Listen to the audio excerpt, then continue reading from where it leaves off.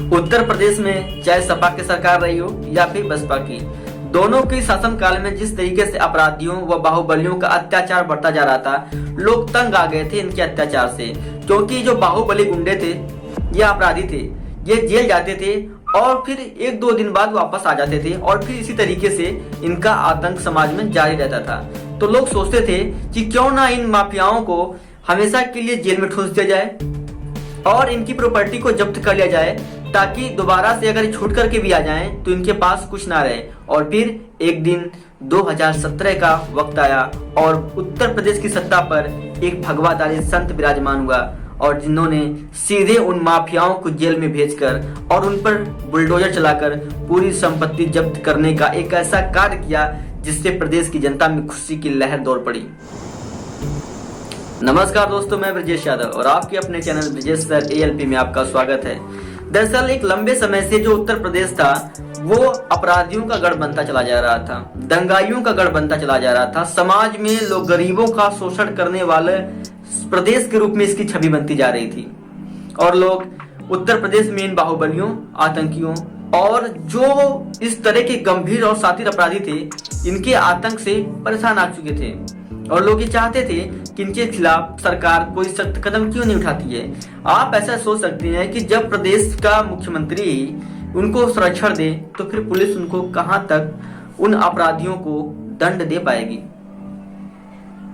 आप इसको ऐसे भी समझ सकते हैं कि जिन बड़े बड़े नेताओं को इन दोनों ही पार्टियों में ऐसे ऐसे शातिर अपराधी थे जिनका नाम आप सबको पता है, चाहे वो मुख्तार अंसारी हो या अतीक अहमद हो या फिर आजम खान हो, इनके अत्याचार से यूपी जो है तबाह हो गई थी, करा रही थी और प्रदेश के लोग इसका शिकार होते चलते चले जा रहे थे। प्रशासन भी कुछ नहीं कर पा रहा था क्योंकि जब मुख्यमंत्री के प्यारे ही इस तरीके से शातिर अपराधी बने बैठे हो तो फिर पुलिस प्रशासन क्या कर सकता है। और इसी का नतीजा था कि प्रदेश के लोग तंग आ गए थे ऐसे शासन व्यवस्था से, ऐसी सरकारों से जिनको ऐसा लगने लगा था कि प्रदेश में कोई भी सरकार आ जाए उन्हें इन अपराधियों से, इन भेड़ियों से कोई नहीं बचा सकता है। चाहे सरकार कितनी बदले, चाहे सरकार किसी की भी आए, उत्तर प्रदेश को कोई भी दंगा मुक्त नहीं कर सकता है। और इन्हीं सब चीजों की वजह से लोगों का जो रुझान था, जो एक सिस्टम था राजनीति का, जो लोकतांत्रिक सिस्टम था भारत में, इसके खिलाफ लोगों में एक अविश्वास की भावना जागृत होती चलती चली जा रही थी। और हो भी क्यों ना, क्योंकि जो व्यक्ति मुख्यमंत्री बनता था उन्हीं के चाहने वाले नेता विधायक गुंडागर्दी पर उतर आते थे और फिर पुलिस के पास कोई ऑप्शन नहीं होता था, क्योंकि ऐसे अपराधियों के खिलाफ मुकदमे दर्ज तो कर लिए जाते थे, लेकिन उन मुकदमों का क्या जब आगे से बैठा हुआ मुखिया ही उन्हें बचाने की कोशिश में लगा पड़ा हो। आप फिलहाल के दिनों में आपने देखा होगा कि जिस तरीके से योगी सरकार ने ताबड़तोड़ एक्शन लिए, अपराधियों को सलाखों के पीछे पहुंचाया, उनकी प्रॉपर्टी जब्त की और साथ ही साथ उनके खिलाफ बड़े और कड़े कानून की व्यवस्था की, तब इसी देश के वो लोग, वो नेता जो इस प्रदेश के मुख्यमंत्री रह चुके हैं, उनको मिर्ची लगने लगी। शायद आप समाजवादी की बात करेंगे तो वहां पर अखिलेश यादव का नाम आ जाएगा, बसपा का बात करेंगे तो वहां पर आपको बहन जी का नाम मिल जाएगा। जरा आप सोचिए, जो लोग अपराधियों के ऊपर हंटर चलने से इतने व्याकुल और बेचैन हो जाती हैं, उन लोगों की सरकार में कोई गरीब भला चैन से कैसे सो सकता है। जो मुख्य रास्ते होते थे, जिला मार्ग यानी कि जिले को जोड़ने वाले, उन रास्तों का भी क्या हाल था पूर्वांचल में सबको पता है। पूर्वांचल के लोग किस पगडंडी पर अपना जीवन बिताते थे वो भी लोगों को पता है।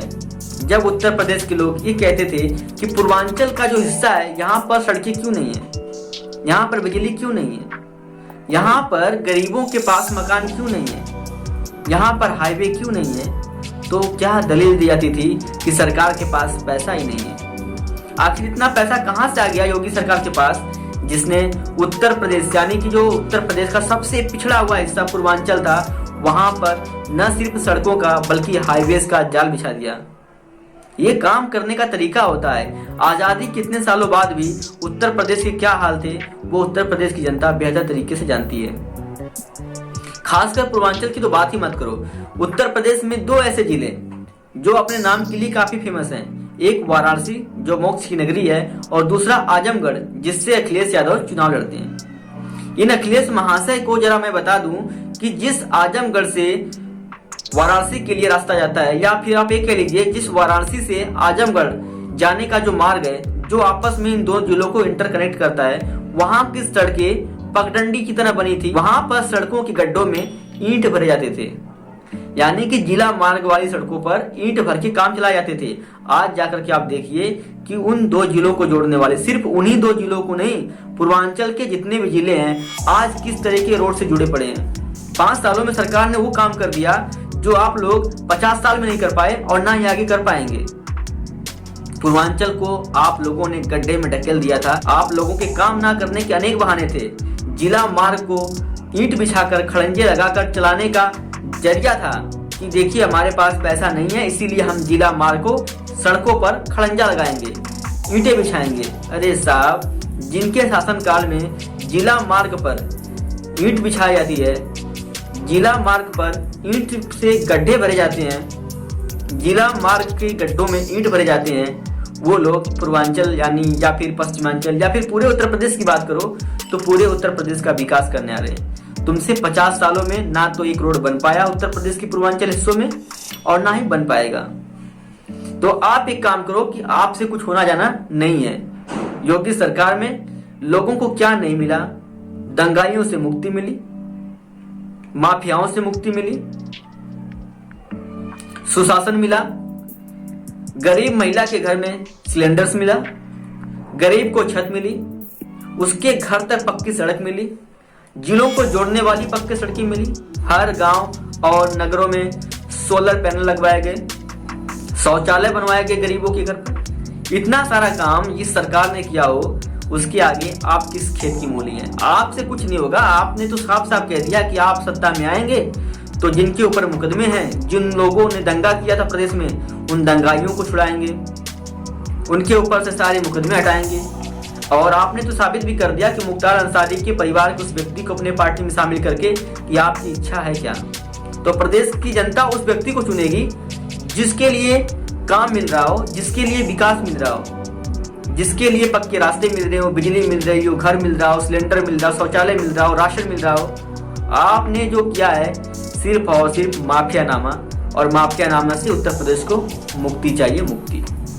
तो आप ये बात भूल जाइए कि यादव आपके साथ है या समाजवादी का मतलब यादव होता है।